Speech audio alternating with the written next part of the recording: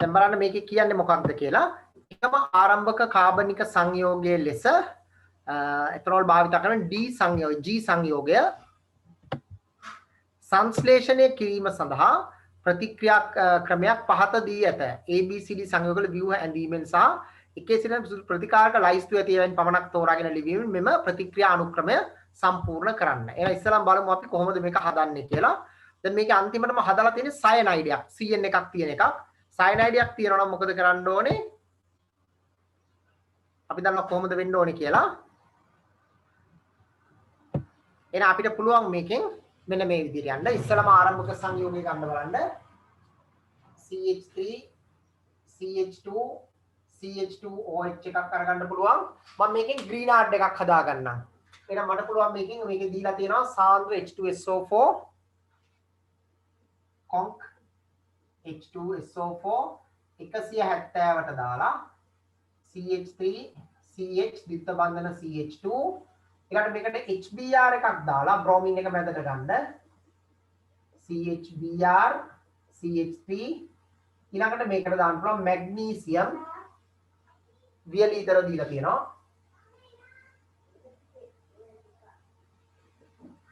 CH3 CH MgBr සහ CH3 එහෙනම් දැන් ඔය තියෙන්නේ A B C සංයෝග තුන මේ තියෙන්නේ A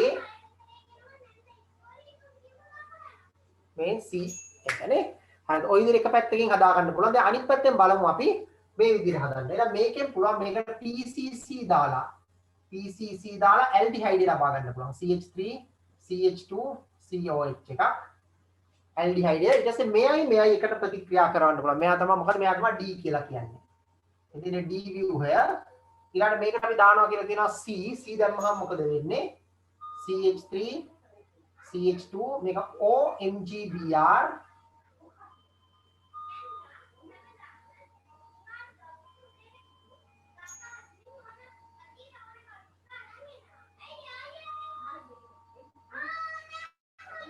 මේව ගන්න පුළුවන් ඊළඟට මේකට අපි දාමු මොනවා හරි තනුක සල්ෆියුරික් අම්ලය වගේ එකක් දාන්න පුළුවන් ආම්ලික කරන්න මේක තමයි E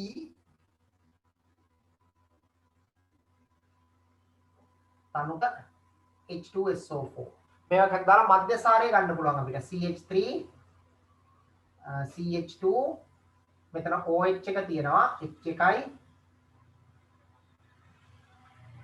CH CH3 CH3 මෙම OH එක ගන්න පුළුවන් ඊට පස්සේ මොකද කරන්න පුළුවන් අපිට PBr3 දාලා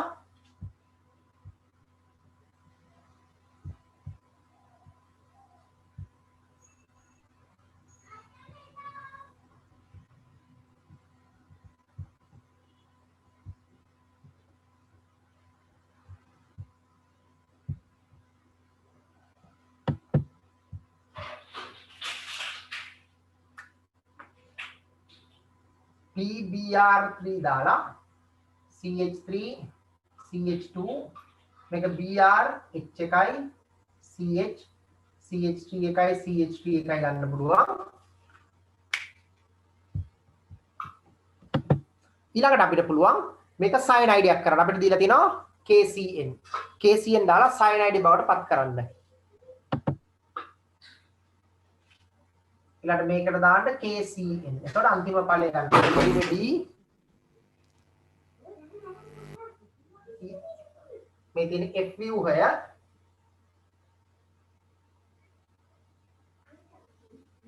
නෑ sorry මේක නෙමෙයි. F කියන්නේ මේකනේ. මේක තමයි F ඊළඟට G කියන ව්‍යුහය ගන්න පුළුවන් අන්තිම ඵලය. CN එකයි H එකයි CH එකයි CH3 එකයි මේ පැත්තට CH3 එකයි තියෙන අන්තිම ඵලය ගන්න පුළුවන්. ගොඩක් ලේසියෙන්ම ගන්න පුළුවන් පියවර ටික. එහෙනම් ප්‍රතිකාර ටික පළවෙනි ප්‍රතිකාරකය සාන්ද්‍ර සල්ෆියුරික් 170 ඊළඟ HBr ඊළඟ මැග්නීසියම් වීලි ඊතර මේ වෙන්නේ PCC මෙතෙන්ට C කියන එක දානවා අරකින් මේක දීලා තියෙනවා අපිට ඊළඟ මෙතෙන්ට තනුක H2SO4 PBr3 සහ KCN දාන්න පුළුවන්. හදා ගන්නකො ඒක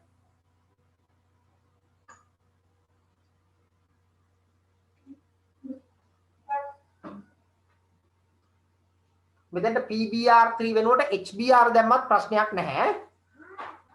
HBr දාලත් කරන්න පුළුවන් ඕනනම්.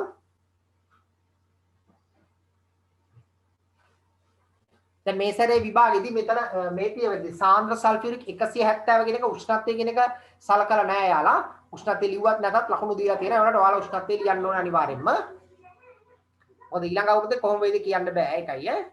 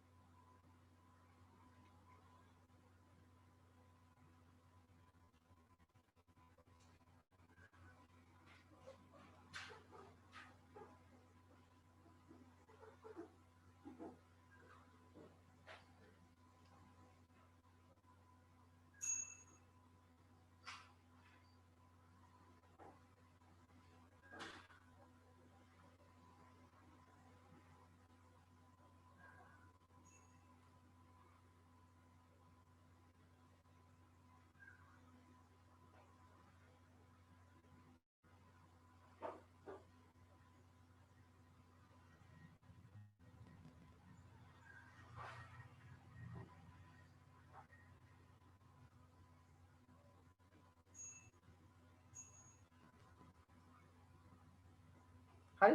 බලමු ඊළඟ එක. ඊළඟ කොටස බලන්න ඒකත් ගොඩක් ලේසි එකක්.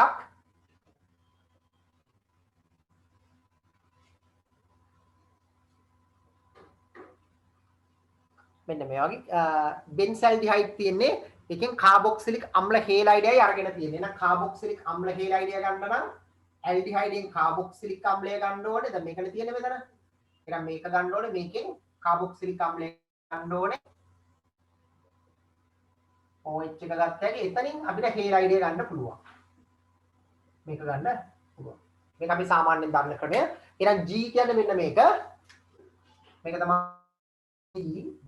මේක ගන්න මොනවද දාන්න පුළුවන් එක්ක ආම්ලික ඩයික්‍රෝමේට් K2Cr2O7 හෝ තනුක H2SO4 KMnO4 ඔය දෙකෙන් ඕනම එකක් දාන්න පුළුවන්. මෙතන නිකන් H+ KMnO4 කියලා දැම්මත් ලකුණු දීලා තියෙනවා විභාගෙදී අපිට. එහෙනම් මේක OH එක Cl කරන්න PCl5 වගේ එකක් PCl5 PCl3 ඕනම එකක් දාන්න පුළුවන්.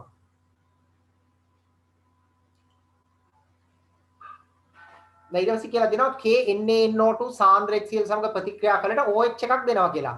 එහෙනම් අපි දන්නවා NaNO2 සාන්ද්‍ර HCl එක OH එකක් දෙන NH2 කාණ්ඩයක්. එහෙනම් K වල තියෙන්න ඕනේ මොකද්ද? දැන් මෙතනින් පස්සේ Z තියෙනවා H කියලා එකක් හැදෙන්න ඕනේ. H කියලා තියෙනකට ලිතියම් ඇලුමිනියම් හයිඩ්‍රයිඩ් දාලා OH එකක් ලැබෙන එකක් කියන CH2 NH2 එකක් වෙන්න ඕනේ. එහෙනම් මෙතන තියෙන්නේ ඇමයිඩය. එහෙනම් H කියන එක මේ වගේ ඇමයිඩයක් වෙන්න ඕනේ. මොකද ඇමයිඩ් එකකට තමයි ලිතියම් ඇලුමිනියම් හයිඩ්‍රයිඩ් දාලා අපිට LiAlH4 පළවෙනි පියවර දෙවෙනි පියවර H+ ජලය දාලා මේක හදන්න පුළුවන්. හරි මේක තමයි K කියලා කියන්නේ. එහෙනම් මෙයා තමයි H කියලා කියන්නේ. එහෙනම් මේකට දාන්න අපිට දාන්න පුළුවන් සාන්ද්‍ර ඇමෝනියා. කොන්ක් ඇමෝනියා දාලා මේක හැදියට ඔච්චරයි තියෙන්නේ.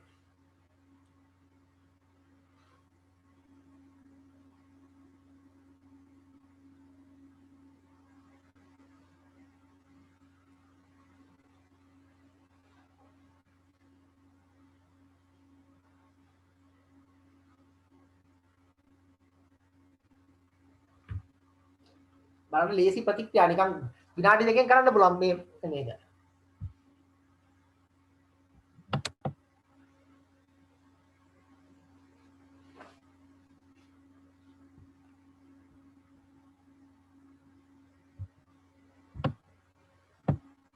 හරි බලන්න ඊළඟ එක කොච්චර ලේසිද කියලා.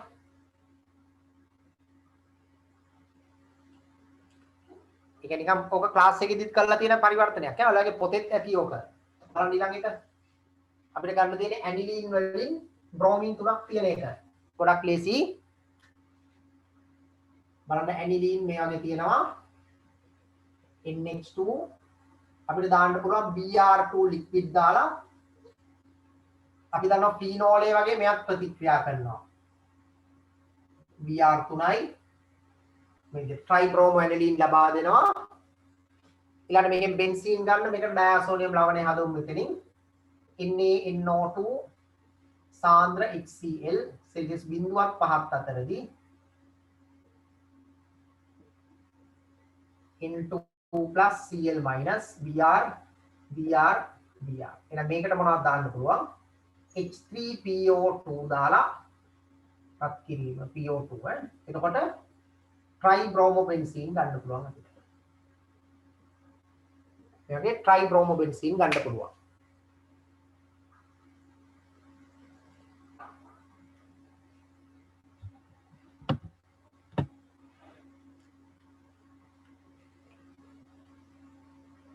බලන්න ලේසි ඒවා.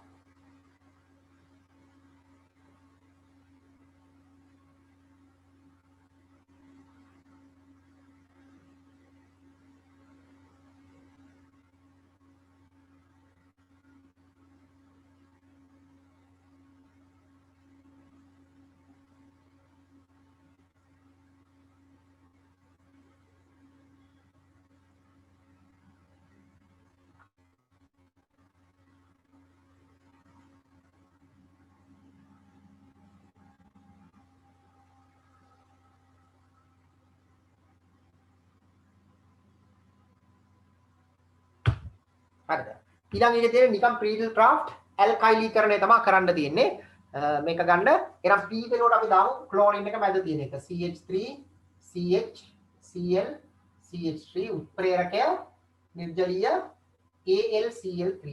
එහෙනම් මෙයා තමයි P කියලා අපි හඳුන්වන්නේ. මෙයා තමයි Q කියලා හඳුන්වන්නේ. එහෙනම් PQ වෙන වෙනම තියෙනවා. නිකම් හොයන්න පුළුවන් ඒක.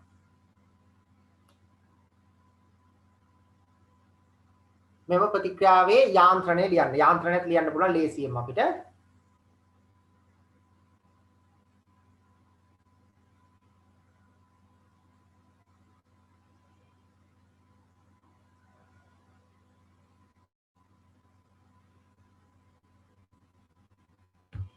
හරි උඩට මකන්නද මම.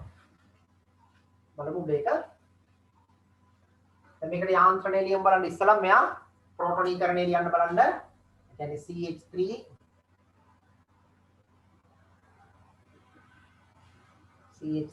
Cl AlCl3 එහෙනම් මේක මෙහාට කැඩුනහම මෙයා ද්විතීක කාබෝකැටායනයක් නිසා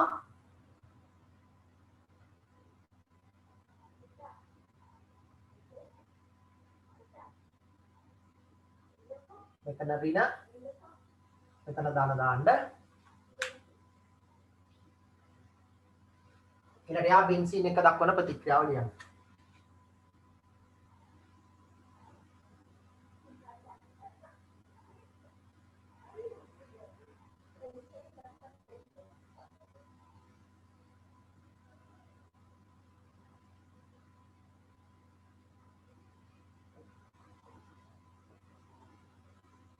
එනවාගේ මම මෙතෙන්ට ඉලෙක්ට්‍රෝන ලබා දෙනවා මේ බන්ධනේ මෙහාට කැඩෙනවා මේක මේ පැත්තට කැඩිලා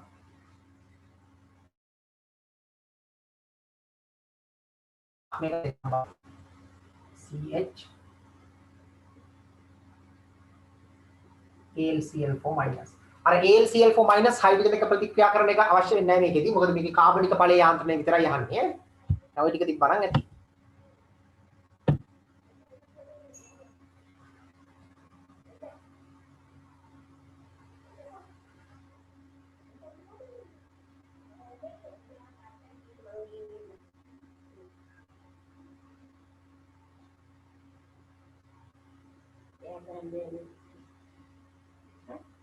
ඊට පස්සේ ගන්න.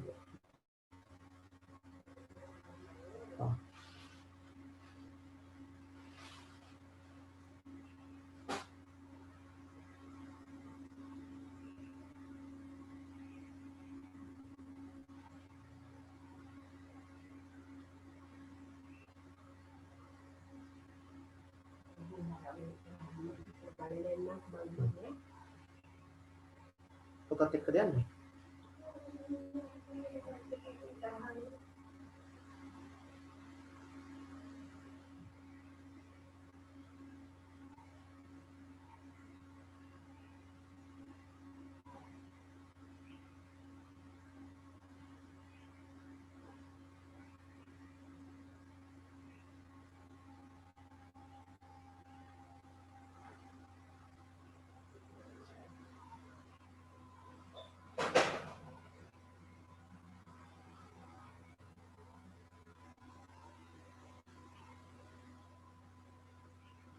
හරිද?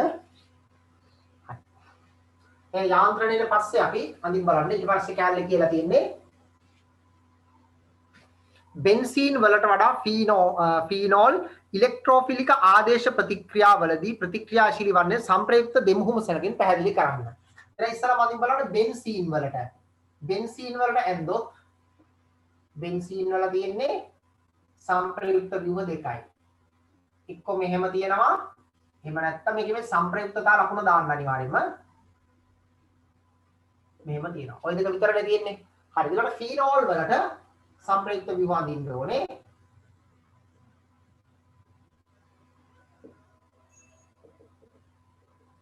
මෙයා මෙතෙන්ට ඇවිල්ලා පළවෙනි සංප්‍රයුක්ත ව්‍යුහය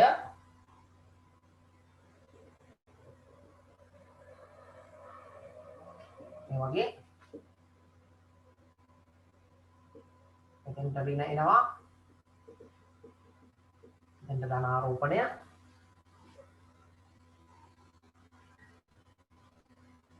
මෙතෙන්ට දාන මෙතෙන්ට රින ආරෝපණය.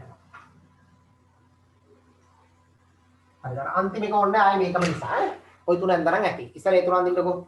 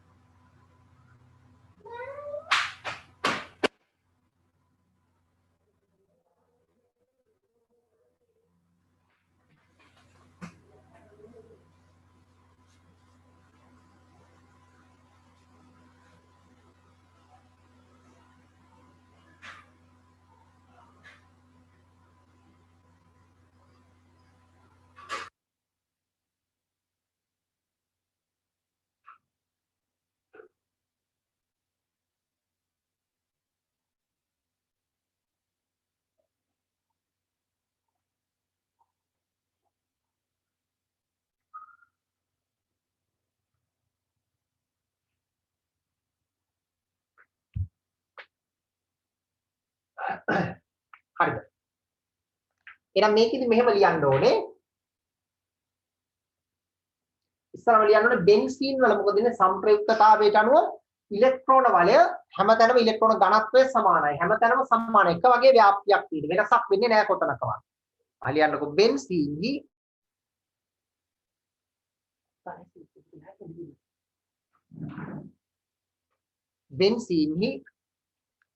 සංප්‍රයුක්තතාවයට අනුව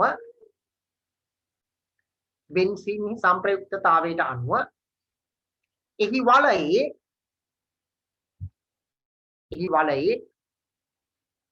ඉලෙක්ට්‍රෝන ඝනත්වය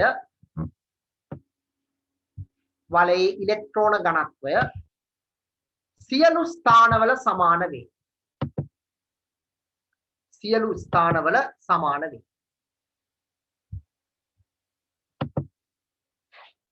එම නිසා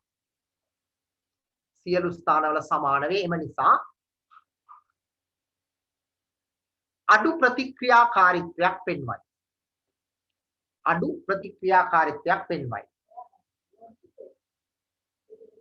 නමුත් ෆීනෝලයේ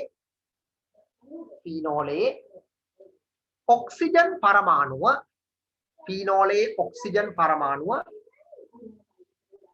අධික විද්‍යුත් ඍණ බැවින්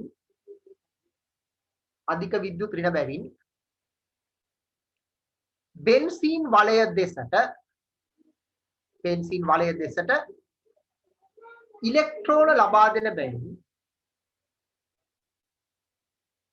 වලය දෙසට ඉලෙක්ට්‍රෝන ලබා දෙන බැවින්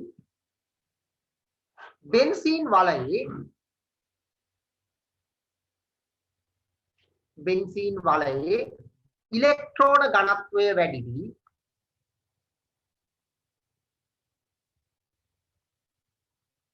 සක්‍රිය වේ.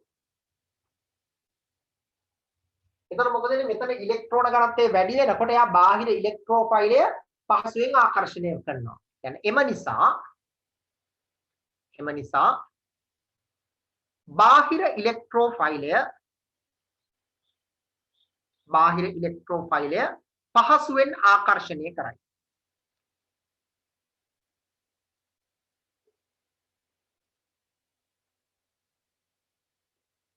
හරි. ඒක නිසා සක්‍රීයතාව වැඩි කියලා කියන්න පුළුවන් ඒකේ. හරි. ඊළඟ සුදුසු ප්‍රතික්‍රියාවක් අනුසාරයෙන් ෆීනෝල් හා බෙන්සීන් අතර ප්‍රතික්‍රියාවේ වෙනස විගහ දක්වන්න. එහෙනම් අපිට ගන්න පුළුවන් ප්‍රතික්‍රියා මෙන්න මේවා. හරිද? එකක් ගන්න පුළුවන් බ්‍රෝමින් දියර යදුවාම. බෙන්සීන් බ්‍රෝමින් දියර සමග ප්‍රතික්‍රියා නොකරන අතර ෆීනෝල බ්‍රෝමින් දියර සමග සීග්‍රේන් ප්‍රතික්‍රියා කරයි. ඒක ගන්න පුළුවන්. එහෙම නැත්නම් තව එකක් ගන්න පුළුවන් අපිට නයිට්‍රෝකරණය. බෙන්සීන් වලට තනුක නයිට්‍රික් දැම්මම ප්‍රතික්‍රියා කරන්නේ නැහැ. නමුත් ෆීනෝලයක් සඳහා තනුක නයිට්‍රික් දැම්මොත් නයිට්‍රෝෆීනෝල් හැදෙනවා. හරි? ඒ දෙක තමයි මූලිකවම ගන්න පුළුවන්. තව එකක් ගන්න පුළුවන් ඔන්න ඩයසෝනියම් ලවණයක් එක්ක ප්‍රතික්‍රියාව. බෙන්සීන් ඩයසෝනියම් ලවණ එක කෙලින්ම ප්‍රතික්‍රියා කරන්නේ නැහැ. නමුත් ෆීනෝලය ප්‍රතික්‍රියා කරලා ඇසෝඩයි එකක් හැදෙනවා. හරිද? අපි තුනම ලියමු. පළවෙනි එක ලියන්න තුන්වෙනි කොටසට උදාහරණ. පළවෙනි එක ලියන්න. ෂෙයාරින් ටයිම් කරන්න දැන්. හරිද? පළවෙනි එක ලියන්න.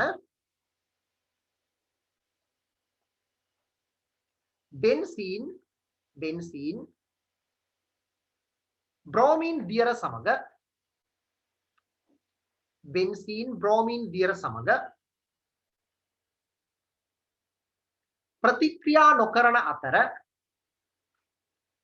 ප්‍රතික්‍රියා නොකරන අතර ෆීනෝල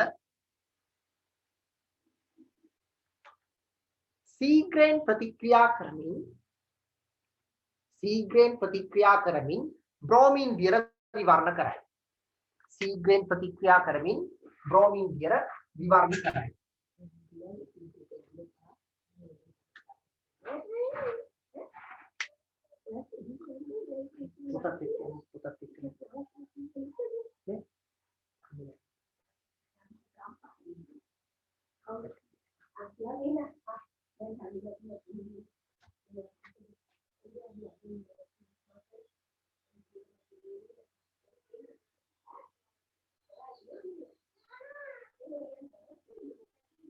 Br2 මේකෙන් ප්‍රතිඵලයක් ලැබෙන්නේ නැහැ. ෆීනෝලයට දැම්මම මොනවද ලැබෙන්නේ? ට්‍රයිබ්‍රෝමෝෆීනෝල් ලැබෙනවා. මේ විදිහට ට්‍රයිබ්‍රෝමෝෆීනෝල් ලබා ගන්න පුළුවන්. ඒ කියන්නේ පළවෙනි එක. පළවෙනි උදාහරණය. හරිද? මේකේ තුනම ලියන්න ඕනේ නැහැ. මම තුනම දෙන්නම්. ඔයාලට එකක් ලියවනම් ඇති මේකේ.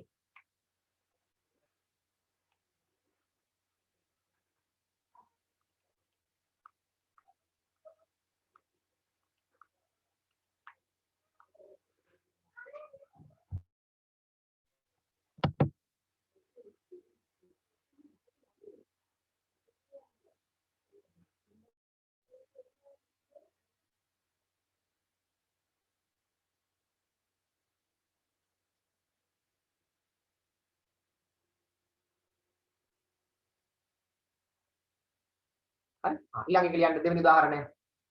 බෙන්සීන් තනුක නයිට්‍රික් අම්ලය සමග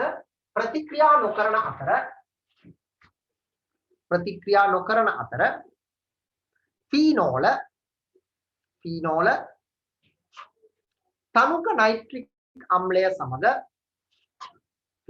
තනුක නයිට්‍රික් අම්ලය සමග නයිට්‍රෝෆීනෝල සාධක.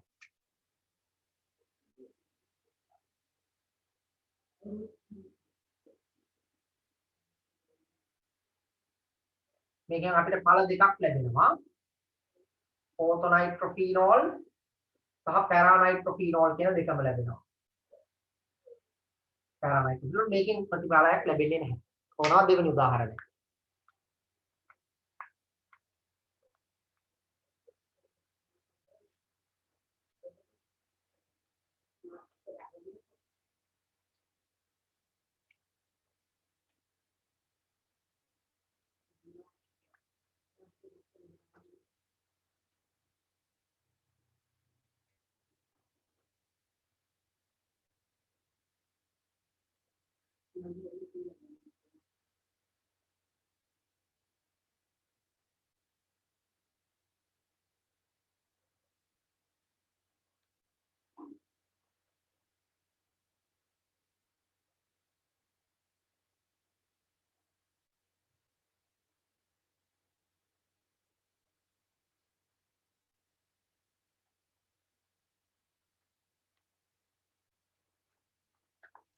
ඊළඟ එක මෙහෙම ලියන්න.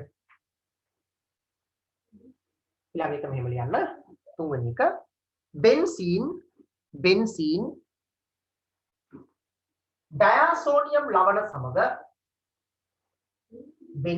ඩයාසෝනියම් ලවණ සමග ප්‍රතික්‍රියා නොකරන අතර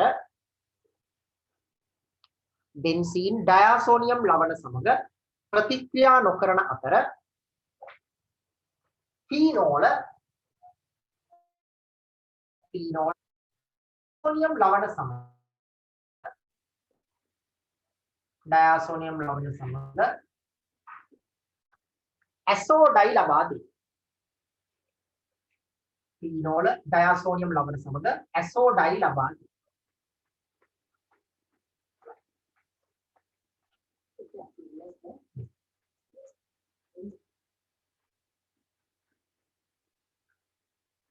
එයාගේ ඇසෝඩයි එකක් ලබා දී. එකක් කියන්න බෑ.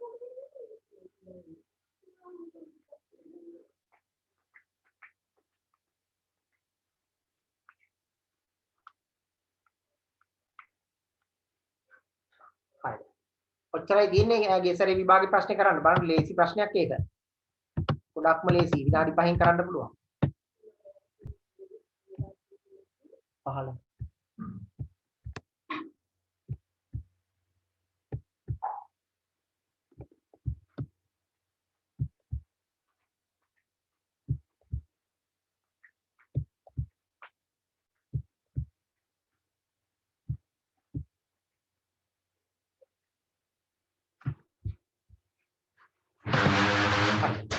එහෙනම් එච්චරයි ඒකේ තියෙන්නේ.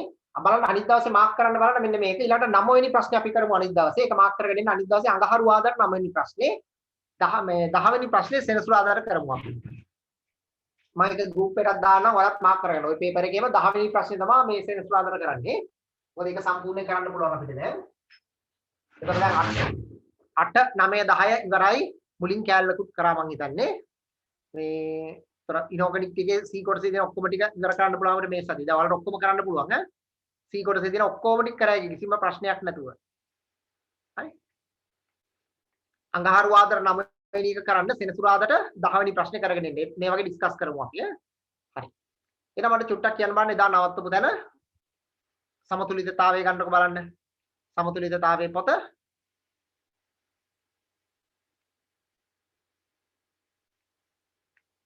හරිද මට චුට්ටක් කියන්න මට එදා නැවැත්වී කොතනින්ද කියලා සමතුලිතතාවයක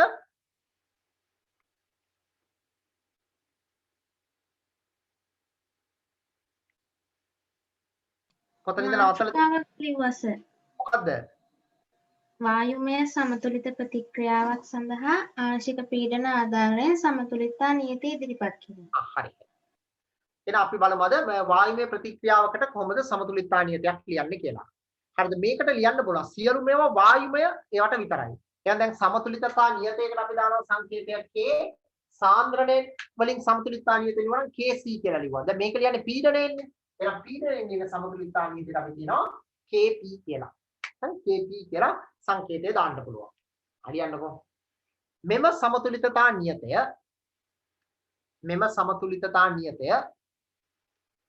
KP ලෙස හඳුන්වයි. KP ලෙස හඳුන්වයි. KP ලෙස හඳුන්වයි. KP ලෙස හඳුන්වයි. හරි. කියලා ලියන්න KP අර්ථ දැක්වීම කියලා. KP අර්ථ දැක්වීම. KP අර්ථ දැක්වීම. හරි.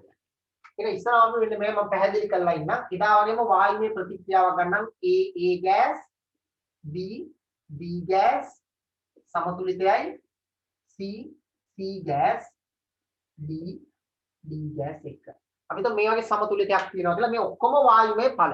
එහෙනම් එදා අපි ගත්තේ සාන්ද්‍රණ පදවල ස්ටොයිකියෝමෙට්‍රික බල සහිත ගුණිතය. එහෙනම් අද ගන්නේ ආංශික පීඩනයන්ගේ ස්ටොයිකියෝමෙට්‍රික බල.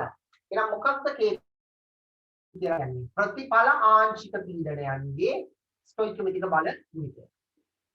D gas simple D වෙනි බලය A gas simple A වෙනි බලය PB gas simple B වෙනි බලය. එහෙනම් මෙන්න මේක තමයි අපි KP කියලා කියන්නේ. හරිද? ඒක අපි ඉස්සෙල්ලාම අර්ථ දැකීම වචනේ ලියලා ඉමු. හරි. තව විනාඩි දෙකකින් විතර වගේ කට් වෙයි ආයෙ ලොග් වෙන්න. හරි? කියලා මෙහෙම ලියලා ඉන්නකො අර්ථ දැක්වීම. නියත උෂ්ණත්වයේදී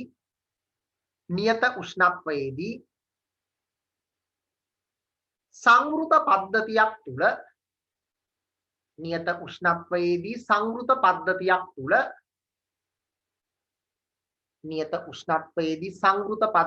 තුල ගතික සමතුලිතතාවයටපත් වූ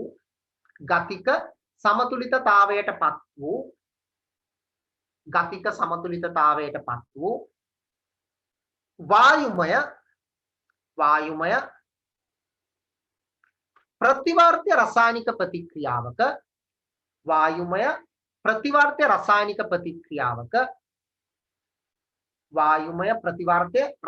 ප්‍රතික්‍රියාවක ප්‍රතිඵල ආංශික පීඩනයන්ගේ ස්ටොයිකියොමෙට්‍රික බල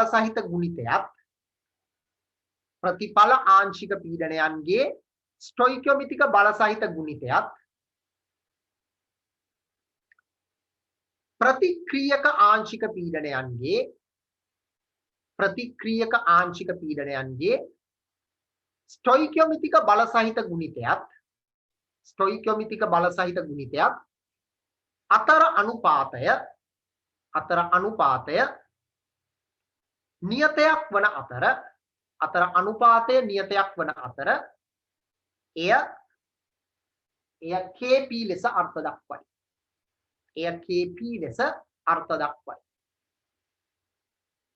එය KP ලෙස අර්ථ දක්වයි.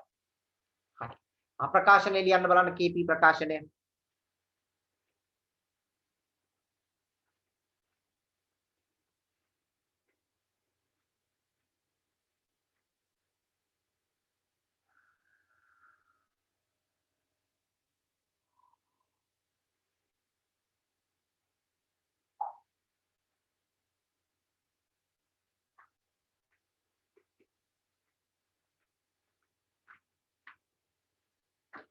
තව විනාඩියක් දැන් කට් වෙයි ලොග් වෙන්න ආපහු කට් වෙන ළඟයි ඈ